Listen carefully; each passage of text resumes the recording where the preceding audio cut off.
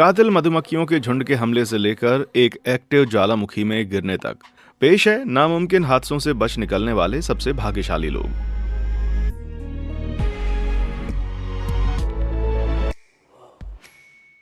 चटनी बन गई कार पर बच गया यार। आप जानते हैं कुछ लोग ऐसे होते हैं जिन्हें स्टीयरिंग व्हील के पीछे होना ही नहीं चाहिए। मैं कोई प्रो नहीं हूं, लेकिन कम से कम मैंने ऐसा कभी नहीं किया।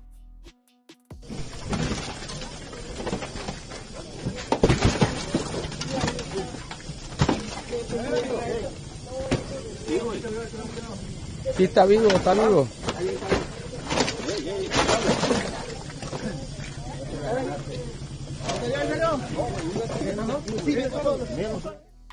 ये पागलपन भरा फुटेज 2023 में मैक्सिको के टेबेस्को का है। माना जाता है फ्रंटेरा विला हार्मोस मोटरवे पर गाड़ी चलाते समय एक ट्रक उस नारंगी कार से टकरा गया और उसे एक दूसरी कार के नीचे फंसा दिया। देखने वाले स्वाभाविक रूप से घबरा गए और बचाने के लिए दौड़े, लेकिन किसी के लिए भी इस तरह पापड़ बनने के बाद बचना बहुत ही मुश्किल था। कोई बात नहीं, ड्राइवर मलबे से बिल्कुल सुरक्षित बाहर निकला। ऐसा लगता है कि गाड़ी ने टक्कर को बिल्कुल सही तरीके से सोख लिया, जिससे उस डरे हुए आदमी के चारों ओर एक सुरक्षा कवच बन गया। अगर ये उस विशिष्ट आकार में नहीं मोड़ी होती तो मैं इस वीडियो में उसके बारे में बात नहीं कर रहा होता। मुझे पूरा यकीन है कि इस चमत्कारी बचाव ने ड्राइवर को जिंदगी जीने के लिए एक नई कदर दे दी होगी। हालांकि मुझे ये भी लगता है कि अगली बार वो काम पर पैदल ही जाएगा। मधुमक्खियों का बदला।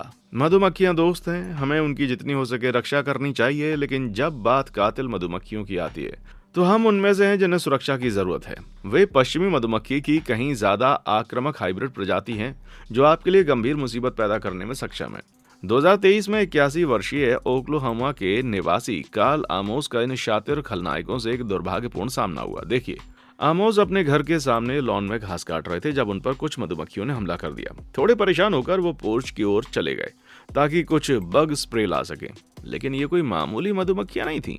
जब तक वो वहां पर पहुंचे, इतने सारे गुस्से वाले डंक मारने वाले कीड़े आ गए थे कि वो पूरी तरह से उनसे ढक गए थे। अब बग स्प्रे काम नहीं करने वाला था। घबरा कर आमोस ने उन कातिल मधुमक्खियों को मारने और भागने की सख्त कोशिश की, लेकिन ऐसा करते हुए वो लड़खड़ा गए और जमीन पर जोर से गिरे, जिससे उनका कोला टूट गया।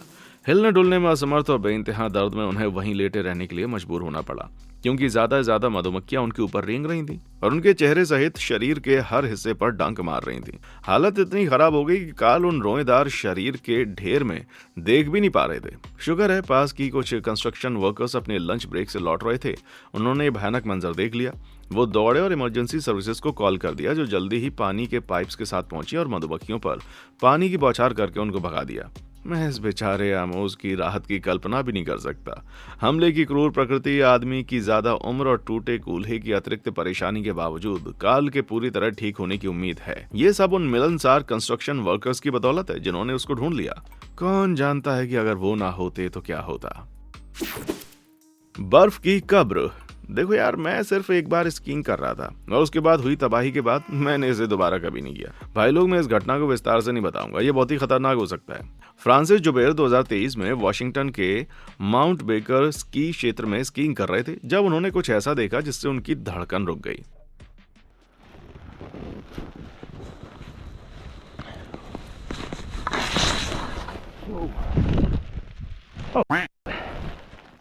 ये यान स्टीगर थे।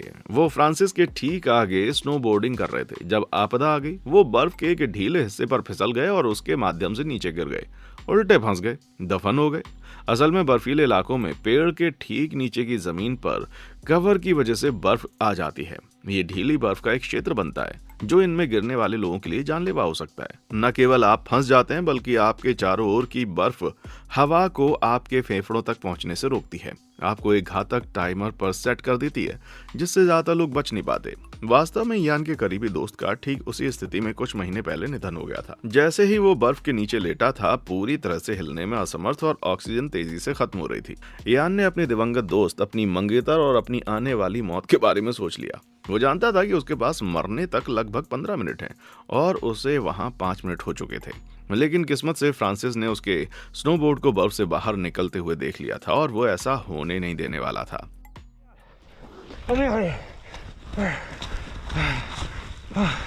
You okay? You all right? Okay, you're good. You're good. I got you. You okay? Can you breathe? Yeah. Okay. All right. We're both gonna catch our breath for a sec. I'm gonna help dig you काफी out, खुदाई okay? के बाद यान को आखिरकार आजाद कर दिया गया और जिंदगी भर की दोस्ती बन गई। जहां तक यान का सवाल है, उनकी बाकी जिंदगी के लिए लेग, पैग और बियर का खर्चा उसका है। मेरे हिसाब से सौदा बिल्कुल सही है भाई। ज्वालामुखी के मुंह में मुझे आपको ये बताने की जरूरत नहीं है कि एक्टिव ज्वालामुखी बिल्कुल सुरक्षित जगह नहीं होते। फिर भी कैमरा क्रू को कभी कभी शूट के लिए वहां पर जाना पड़ता है। 1992 में कैमरामैन माइकल बेंसन और Chris Duddy thriller action film Sliver के लिए हवाई के किलाउया ज्वालामुखी की ड्रोन फुटेज शूट कर रहे थे, लेकिन चीजें नाटकीय रूप से तब खराब हो गईं जब हेलीकॉप्टर की पावर चली गई और वो ज्वालामुखी के क्रेटर में दुर्घटनाग्रस्त हो गया और पिघलते हुए लावा के पूल से बाल बाल बचा। अच्छी खबर यह है कि दोनों कैमरामैन और पायलट जिंदा थे। बुरी खबर, वो क्रेटर के अंदर फंस गए थे। हवा में जहरीले धुएं के साथ और खाने पीने के लिए कुछ भी नहीं होने पर बेंसन और डडी ने अपनी किस्मत आजमाने के लिए बचने के लिए खड़ी पथरीली चढ़ाई पर चढ़ने का फैसला किया। पायलट वहीं पर रहा जहां पर वो था, जो बेहतर कदम साबित हुआ। कुछ घंटों के बाद एक रेस्क्यू हवाई जहाज ने उसको ढूंढ लिया और उसे सुरक्षित निकाल लिया, लेकिन दोनों कैमरामैन का कहीं पता नहीं चला। खराब मौसम के कारण आगे के बचाव प्रयासों को रोक दिया गया। धीरे धीरे डडी दिन के अंत तक क्रेटर से बाहर निकलने में सक्षम हो गया, लेकिन बेंसन इतना लकी नहीं था। वो क्रेटर के रिम से सिर्फ 60 फुट नीचे चढ़ पाया था, लेकिन एक छोटी सी कगार पर अकेला फंस गया। वापस नीचे जाना कोई विकल्प नहीं था और आगे ऊपर चढ़ना असंभव था, इसलिए थके हुए कैमरामैन के पास वहीं रुकने और इंतजार करने के अलावा कोई चारा नहीं था। उसने इंतजार किया पूरे एक दिन। आखिरकार मौसम ठीक होने पर बचाव दल अपने हेलीकॉप्टर से जाल नीचे कर पाए, जिसकी मदद से उन्होंने बेंसन को खोजा और ऊपर उठाया। हालांकि उसे फेफड़ों में सूजन, केमिकल निमोनिया और डिहाइड्रेशन का सामना करना पड़ा, पर वो बच गया। कमाल है यार। लेकिन इसका सबसे बुरा हिस्सा कौन सा है? उन सभी ज्वालामुखी सीन्स को जिनके लिए क्रू ने अपनी जान जोखिम में डाली थी, अंततः स्लिवर के फाइनल कट से उसको हटा दिया गया। बहुत बढ़िया, बिल्कुल यही होना था। कबूतरबाजी भारी पड़ गई। कबूतर परेशान करने वाले होते हैं, लेकिन क्या आप जानते हैं कि वो जानलेवा हो सकते हैं? बस ब्रिटेन के मैथ्यू ब्रेली से पूछ लो। अप्रैल 2011 में ब्रेली अपने दोस्तों के साथ वक्त बिताने के बाद मजे से बाइक राइड पर निकला था। सब कुछ बढ़िया चल रहा था। अचानक कहीं से कबूतर रॉकेट की तरह उसकी तरफ आया। ये पंख वाला दुश्मन सीधा ब्रेली के चेहरे से टकराया और रफ्तार इतनी तेज थी कि हेलमेट का वाइजर और चश्मा दोनों चकनाचूर हो गए। टक्कर इतनी जोरदार थी कि ब्रेली तुरंत बेहोश हो गया। लेकिन मुसीबत ये थी कि उसका पैर अभी भी एक्सीलरेटर पर था। नहीं यार, बाइक ने रफ्तार पकड़ी और 225 किलोमीटर प्रति घंटे की पागलपन भरी स्पीड पर पहुंच गई। फिर वो बेहोश आदमी एक पेड़ से टकराया और हवा में उड़ गया। कहने की जरूरत नहीं है कि लैंडिंग बिल्कुल अच्छी नहीं रही होगी। इस हादसे के बाद हमारे बेचारे हीरो को चोटों की लंबी लिस्ट मिली, जिसमें खोपड़ी का फ्रैक्चर, ब्रेन ब्लीडिंग और टूटी हुई पसलियां शामिल थीं। शरीर को इतना नुकसान हुआ कि उसे फिर से चलना सीखने में भी ना टाइम लग गया। लेकिन कमाल की बात यह है कि वो कहानी सुनाने के लिए जिंदा बच गया यार। सोचो अगर मौत की वजह कबूतर लिखी होती तो कितनी बेइज्जती होती। शुक्र है ब्रेली को वो शर्मिंदगी नहीं झेलनी पड़ी। मौत का ब्लेड। 28 मार्च 2024 को ओरेगन का रहने वाला शेन रिमशे पास की दुकान पर कुछ लेने गया। उसे जरा भी अंदाजा नहीं था कि वो एक बहुत बड़ी मुसीबत से बस कुछ ही इंच की दूरी पर था। जैसे ही शेन स्टोर में दाखिल हुआ, उसने देखा कि कोई चीज उसकी ओर तेजी से आ रही है। भाई साहब, एक भीम काय आरी का ब्लेड। एक ऐसा सीन जो सीधा फाइनल डेस्टिनेशन फिल्म से निकाला हुआ लग सकता है। खैर, शेन ने सचमुच सेकंड्स के अंतर से अपनी मौत को मात दे दी। जैसा कि स्टोर के सीसीटीवी फुटेज में देखा गया, 4 फुट की कंक्रीट काटने वाली आरी सड़क को चीरती हुई आई और फिर दीवार में जाके धंस गई, बिल्कुल ठीक दरवाजे के बगल में। टक्कर इतनी जोरदार थी कि पूरी इमारत हिल गई। यार जरा सोचो, अगर शेन अपने जूते का तमजा बांधने या किसी और काम के लिए रुका होता तो क्या होता। सोचने से भी डर लगता है। ऐसा लगता है कि पास के किसी निर्माण कार्य से एक ढीला बोल्ट इस डरावने हादसे के लिए जिम्मेदार था। हालांकि अभी तक ये खबर नहीं है कि किसी को इसके परिणाम भुगतने पड़े या नहीं। जहां तक शेन की बात है, इस घटना के बाद उसे बहुत ज्यादा घबराहट रहने लगी। यार उसकी गलती नहीं है। पेशे से एक राजमिस्त्री होने के कारण उसके लिए अब आरी के आसपास समय बिताना बहुत ही मुश्किल हो गया है, जिससे काम करना काफी मुश्किल हो गया। काउंसलिंग के बिलों में मदद करने के लिए उसकी बेटी इटर्निटी ने एक गो फंड मी बनाया। अगर आपके पास कुछ चिल्लर बचे ना, तो मुझे यकीन है कि अपना ये पुराना शेन इसकी सराहना जरूर कर देगा भाई। झरने से गिरे फिर भी ना मरे। कनाडा का नियाग्रा फॉल्स जितना सुंदर है, उतना ही भाई जानलेवा भी है। हर साल 20 से 30 लोग यहाँ अपनी जान गंवा देते हैं, जो रोजर वुडवर्ड की कहानी को और भी अविश्वसनीय बनाता है। 1960 में 40 साल के जेम्स हनीकट, जो उनके पारिवारिक मित्र थे, उस समय 7 साल के रोजर और उसकी 17 साल की बहन डिएन को ऊपरी नियाग्रा नदी पर नाव की सवारी पर ले गए। हनीकट अक्सर बच्चों को बोटिंग पर ले जाते रहते थे, इसलिए ये ट्रिप कोई अनोखी बात नहीं थी, जब तक कि झरने से लगभग 1.5 किलोमीटर दूर नाव की मोटर खराब नहीं हो गई। घबराकर हनीकट ने तीनों को किनारे तक ले जाने के लिए हाथ से चप्पू चलाने की कोशिश की, लेकिन तेज बहाव उनको सीधे झरने की ओर लेकर जा रहा था। उन्होंने बच्चों को अपनी लाइफ जैकेट पहनने का आदेश दिया, लेकिन वो चप्पू चलाने में इतने व्यस्त थे कि वो अपनी जैकेट नहीं पहन सके। फिर जैसे ही वो किनारे के पास पहुंचे, पानी की तेज लहरों ने नाव को टक्कर मार दी और उसको पलट दिया, जिससे तीनों यात्री उफनती हुई नदी की धारा में गिर गए। डिएन दूसरों से अलग हो गई, लेकिन शुक्र है उसे 2 टूरिस्ट ने बिल्कुल सही किनारे से ऊपर खींच लिया, जो संयोग से पास में थे। क्या किस्मत थी यार। लेकिन रॉजर और हनीकट इतने लकी नहीं थे, वो एक दूसरे से बुरी तरह लिपटे रहे। लेकिन उफनते पानी ने उन्हें हॉर्सशू फॉल्स के कगार से ठीक पहले अलग कर दिया, जो नियाग्रा को बनाने वाले 3 झरनों में से सबसे बड़ा है, जिसमें 188 फीट की सीधी गिरावट है। ये पीसा की झुकी हुई मीनार से भी ऊंचा है। कुछ भी करने में असमर्थ वो दोनों सीधे किनारे से नीचे चले गए और खाई में गिर गए, सिवाय इसके कि किसी तरह रॉजर बच गया। एक 7 साल का लड़का जिसने केवल स्विम सूट और लाइफ जैकेट पहनी थी, 188 फुट की गिरावट से वो बच गया और उसे बस हल्की सी चोटें आईं। उसकी लाइफ जैकेट की वजह से जब रॉजर झरने से नीचे पानी में गिरा तो वो जल्दी से वापस सतह पे आ गया, जिसने आखिरकार उसकी जान बचा ली। और जेम्स हनीकट का क्या हुआ? उन्होंने बच्चों को बचाने की कोशिश में अपनी जैकेट कुर्बान कर दी और अंत में उनके लिए अपनी जान भी कुर्बान कर दी। वाह, क्या हीरो थे वो। दिमाग में कील। अगर कंस्ट्रक्शन साइट पर कोई एक व्यक्ति है जिसके आसपास आपको सुरक्षित महसूस करना चाहिए, तो वो है सेफ्टी वाला बंदा, है ना? खैर, इस अगली कहानी में निश्चित रूप से ऐसा नहीं था। देखो, राइटर जी मनी 88 का दोस्त एक कंस्ट्रक्शन साइट पर कॉन्ट्रैक्टर था। एक दिन वो एक सीढ़ी पकड़े हुए था, जबकि सेफ्टी इंस्पेक्टर उसके नीचे उतर रहा था, जिसके हाथ में नेल गन थी। आप बता सकते हैं कहानी कहां पर जा रही है? या तो सेफ्टी वाले ने नेल गन गिरा दी, या फिर वो फिसल गया और नीचे आते समय गलती से इसे हमारे कॉन्ट्रैक्टर के सर पर दबा दिया, क्योंकि 2 इंच की कील उसकी झोंपड़ी में घुस गई। हे भगवान, ऊपर वाले की दया से न केवल जी मनी 88 का दोस्त बच गया, बल्कि उसे कोई ब्रेन डैमेज भी नहीं हुआ। पर आखिर ये हुआ कैसे मुमकिन? आपको बता दूं, एक कील छोटी और सटीक होती है।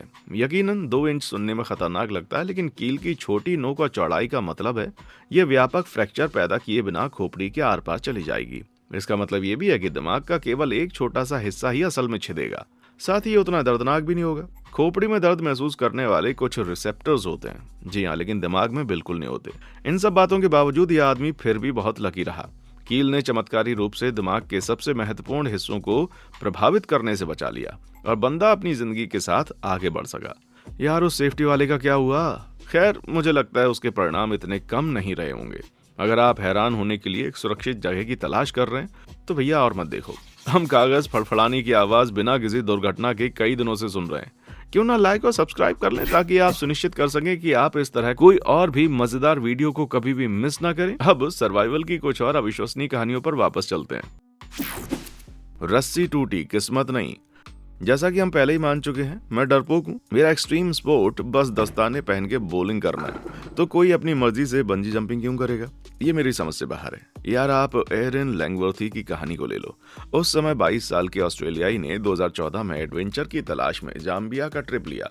जब उसने विक्टोरिया फॉल्स में जाम्बेजी नदी के ऊपर बंजी जंपिंग के बारे में सुना, तो उसने मौका लपक लिया। भूल जाओ कि उसने कुछ सुबह पानी में वहां पर मगरमच्छ देखे थे। जहां तक उसकी सोच थी, अगर हर साल 50,000 लोग जंप करते हैं तो ये सुरक्षित ही होगा ना। इसी तरह वो खुद एक पूल के किनारे पर खतरनाक तरीके से खड़ी हुई थी, तो एरन ने अपनी हिम्मत जुटाई और कूद गई। लेकिन शुरुआती एड्रेनालिन रश को उसकी छाती पर लगे एक अचानक झटके ने रोक दिया। बंजी कॉर्ड टूट गई। वो बेतहाशा 131 फुट नीचे गिरी और आखिरकार नीचे नदी से टकराई। उसके फेफड़े तुरंत पानी से भर गए, क्योंकि वो सतह के नीचे चली गई और पानी के बहाव के साथ बह गई, जबकि उसके पैर अभी भी एक साथ बंधे हुए थे। मामले को और भी बदतर बनाने के लिए रस्सी का जो हिस्सा बचा था वो कुछ चट्टानों के बीच में फंस गया, जिससे वो पानी के नीचे दब गई। उसकी आंखों के सामने अंधेरा छाने लगा। क्या ये अंत था? अभी नहीं। पूरी जान लगाकर एरन ने नीचे गोता लगाया और कॉर्ड को छुड़ाने में कामयाब रही। हाँफते हुए सतह पर आई, लेकिन फिर वो और ज्यादा आगे बह गई। आखिरकार वो नदी के किनारे को चट्टानों के बीच अपना हाथ फंसाने में सफल हो गई, जहां वो 40 मिनट तक असहाय होकर उफनते पानी के बीच में फंसी रही। फिर आखिरकार बंजी कंपनी के एक आदमी ने उसको ढूंढ लिया और बाहर निकाला। सभी तर्कों को झुटलाते हुए वो जीवित थी। उसे सबसे बड़ी चोट बस ये लगी कि उसका फेफड़ा थोड़ा चिपक गया था। बंजी कंपनी बहुत माफी मांग रही थी, जैसा कि उनको मांगनी भी चाहिए थी, और एरन अपनी माँ के पास घर जा सकी, जिसे उसने अपनी छलांग से एक दिन पहले पोस्ट कार्ड भेजा था। उस पर लिखा था, मैं कल बंजी जंपिंग कर रही हूँ, इसलिए मैं अलविदा कहूंगी, बस मजाक कर रही हूँ। लेकिन भाई लोग, किस्मत का मजाक भी काफी अजीब होता है। जूते खाने पर हीरो का दर्जा मिला। दुनिया घूमने के शौक में अंग्रेजों ने इतिहास में कई ट्रिप्स प्लान किए। कुछ हिट हुए, कुछ फ्लॉप। बात 1819 की है, जब ब्रिटिश एक्सप्लोरर जॉन फ्रैंकलिन और उनके 18 साथियों ने सोचा कि चलो कनाडा के ऊपर समुद्री रास्ते का नक्शा बनाते हैं। प्लान ये था कि ग्रेट स्लेव तक जाएं, कॉपरमाइन नदी के रास्ते समुद्र तक पहुंचेंगे और फिर कनाडा के उस बर्फीले तट को देखेंगे जिसे कोई नहीं जानता था। पर भाई, प्लान की तो वाट ही लग गई। ऐसा नहीं कि शुरुआत भी बुरी थी। 1821 तक उन्होंने करीब 800 किलोमीटर का नक्शा बना लिया था और अब वो कोई एंटरप्राइज जा रहे थे। एक कैंप जो उन्होंने कड़ाके की सर्दियों से बचने के लिए पहले ही बना लिया था। लेकिन मौसम ने पलटी मारी और समंदर इतना खराब हो गया कि नाव से जाना नामुमकिन था। अब उनके पास एक ही रास्ता था, पैदल चलना, और वो भी उस इलाके से जिसे लोग बंजर जमीन कहते थे। वो सफर किसी नर्क से कम नहीं था। महीनों तक वो चलते रहे। भूख, प्यास और जमा देने वाली ठंड सर पे मंडरा रही थी। हालत इतनी खराब हो गई कि उन्हें पत्थरों से काई खानी पड़ी, जिससे कि वो बीमार पड़ गए। और हद तो तब हो गई जब उन्होंने अपने चमड़े के जूते भी उबाल कर खा लिए। बाप रे। लेकिन ग्रुप के एक बंदे को लगा कि जूतों से पेट नहीं भरने वाला। जब कुछ लोग गायब होने लगे, वो अचानक कहीं से भेड़िए का मांस लेकर आ गया। तो फिर सबको समझ आया कि भाई ने डिनर में अपने साथियों को निपटा दिया है। छी यार, स्पॉइलर अलर्ट। जब बाकी लोगों को पता चला तो उन्होंने उसे छोड़ा नहीं। आखिर में 22 में से सिर्फ 11 लोग ही फोर्ट एंटरप्राइज पहुंचे थे, थके हुए, भूखे और एकदम हताश। लेकिन परीक्षा भी खत्म नहीं हुई। जिस कैंप में उन्हें सूखे मांस के भंडार की उम्मीद थी, वो एकदम खाली पड़ा था। अब सब उम्मीद हारकर अंत का इंतजार कर रहे थे, लेकिन वो अंत नहीं आया। किस्मत से एक लोकल कबीले वाले वहां खाना लेकर पहुंचकर उनकी जान बचा ली। ये बचा खुचा ग्रुप 1822 में घर पहुंचा वापस, और फ्रैंकलिन को जिंदा रहने के लिए किए गए इन प्रयासों के लिए हीरो माना गया। सही है भाई, जूते खाने पर हीरो का दर्जा मिल गया। भूतिया सवारी। फरवरी 2025 में जापानी ट्विटर यूजर ऑस्कर पुचिको ने ट्विटर पर एक रोंगटे खड़े कर देने वाला वीडियो डाला। हंसिन एक्सप्रेसवे पर गाड़ी चलाते समय उसने कुछ बेहद खतरनाक देखा। बाप रे, वो औरत कौन है? क्या वो इतनी खतरनाक हालत में जिंदा बच गई? कोई बात नहीं, ये बिल्कुल ठीक है। ये सिर्फ एक पुतला है। ये सारा नाटक दरअसल धंधे का ध्यान खींचने के लिए रचा गया था। जिसकी ये गाड़ी है, नाम है सेंडा एम क्लास गार्डन। ये गाड़ी उनकी शटल सर्विस का हिस्सा है और पीछे ये डरावनी डमी लगी हुई है। छी यार, तो इस बार तो ये झूठा अलार्म था। लेकिन मैं भरोसा दिलाता हूँ, अगली कहानी मजाक से काफी दूर है। मौत का पाइप। पानी के नीचे तेल के पाइप अपने आप तो चलेंगे नहीं, उनकी मरम्मत और देखरेख करनी पड़ती है। जिसका मतलब है कि ये खतरनाक काम करने के लिए किसी को तो उस अंधेरे में नीचे जाना ही होगा। अब तक की सबसे डरावनी कहानियों में से एक के लिए आप तैयार हो जाओ। 25 फरवरी 2022 को पारिया फ्यूल ट्रेनिंग कंपनी ने त्रिनिदाद और टोबैगो में एक तेल पाइपलाइन ठीक करने के लिए गोताखोरों की टीम को काम दिया। काजिम, यूसुफ, फैसल, ऋषि और क्रिस्टोफर को चुना गया और इसलिए वो नीचे चले गए। पाइप यू आकार का था। वहां एक हवा वाला चैम्बर बन गया ताकि वो सूखे में आसानी से काम कर सके। काम शुरू करने के लिए उन्हें 2 प्लग हटाने थे। पहला तो मजे में निकल गया, लेकिन जब दूसरा हटाया तो भाई साहब तबाही मच गई। प्लग हटते ही समंदर का पानी अंदर घुस गया और वहां पर एक भंवर बन गया। इससे पहले कि वो कुछ भी समझ पाते, उन्हें 1312 फुट नीचे पाइप में बहुत तेज रफ्तार से खींच लिया गया। भाई साहब, ये एम्पायर स्टेट बिल्डिंग की ऊंचाई से भी ज्यादा है। अब सोचो वो मंजर कितना डरावना होगा। पर ये हुआ कैसे? आसान भाषा में समझो। पाइप के अंदर का प्रेशर बाहर से बहुत ही कम था, तो जैसे ही प्लग हटा, पानी ने वैक्यूम की तरह सबको अंधेरे में नीचे खींच लिया। किस्मत का खेल देखो, 5 लोग तेल और पानी से भरे एक तंग काले पाइप में फंसे थे, घायल और डरे हुए। लेकिन चमत्कार से वो जिंदा थे, क्योंकि वो फिसलकर पाइप के बीच में एक हवा वाली जगह में आ गिरे थे। हालत बहुत खराब थी। ऑक्सीजन टैंक गायब थे, कुछ दिख ही नहीं रहा था और हड्डियां टूटी हुई थी।